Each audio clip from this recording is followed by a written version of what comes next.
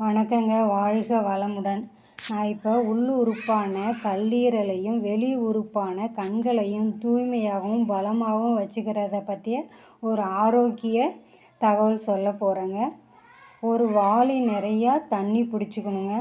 பச்சை தண்ணி, ஆரோ தண்ணி கூடாது. பிடிச்சி மூக்கை பொத்திக்கிட்டு கண்களை 30 தடவை மூடி மூடி மூடி திறக்கிறீங்க. இதுமாரி காலை மாலை இருவேளையும் அது மாதிரி மூடி மூடி திறக்கலாம். இதனால் கல்லீரல் எப்படி பலமாகுது, கண்கள் எப்படி நல்லா இருக்குது அப்படின்னு பார்த்தோம்னா, தண்ணியில் உள்ள பிராணன் சக்தி கண்கள் மூலயமா கரண்ட்டாக கல்லீரலுக்கு பாஸ் ஆகுது. பாஸ் ஆகும்போது கல்லீரலும் நல்லாயிருக்கு, கண்களும் நல்லாயிருக்கு. கல்லீரல் தூய்மையாகவும் புத்துணர்ச்சியாகவும் ஆரோக்கியமாகவும் பலமாகவும் இருக்குது. கல்லீரல் மற்ற உறுப்புகளுக்கெல்லாம் சக்தியை வழங்கி கொண்டிருக்கிறது. இது நல்லா இருந்துச்சுன்னா அதை சுற்றி இருக்கிற உறுப்புகளும் நலமாக இருக்கும். வாழ்க வளம்.